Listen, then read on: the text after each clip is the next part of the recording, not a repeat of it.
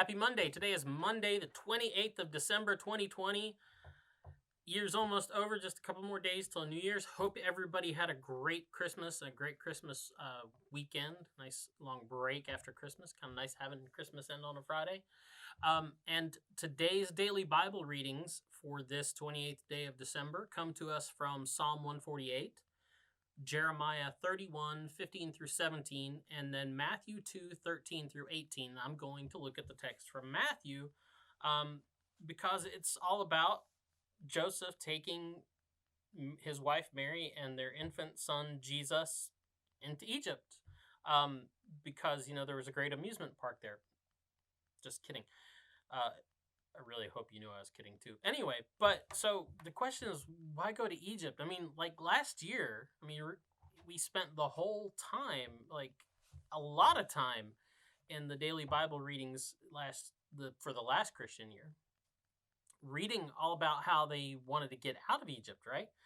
Part of the story is, Joseph goes to Egypt, but Joseph didn't want to go to Egypt. Joseph got sold into slavery in Egypt, and God worked.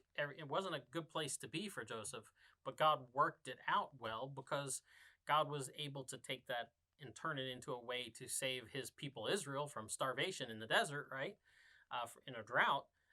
But then, the golden age of that, the honeymoon phase, didn't last very long, and then they ended up enslaved in Egypt, and the whole point of a good chunk of the Old Testament is to get the heck out of Egypt. So you want to go back to Egypt? That was the point, was to get out of it. How bad does it have to be in Judea for God to send them into Egypt? Because things are better there, and it's for safety. Well, that's kind of the point. We're told that the angel came to Joseph in a dream and warned him to take the child and his wife and flee into Egypt because this wicked king, this kind of bitter old man that craved power, and that's the only thing he really cared about was, controlling and maintaining his power, had found out that this new king had been born because, the wise men were apparently really bad with spoiler alerts. And so he wanted to get rid of the threat to his power. That's why he was, so sycophantically sweet to, I guess you could say, to the wise men, the three, we three kings. It doesn't say there were three kings in the text. It just says wise men from the east. But anyway, that's why he was so kind of sweet and nice to them. He's like, oh, yeah, really, go find out where he is, give him my best wishes, and then come back and tell me where he is so I can go visit him.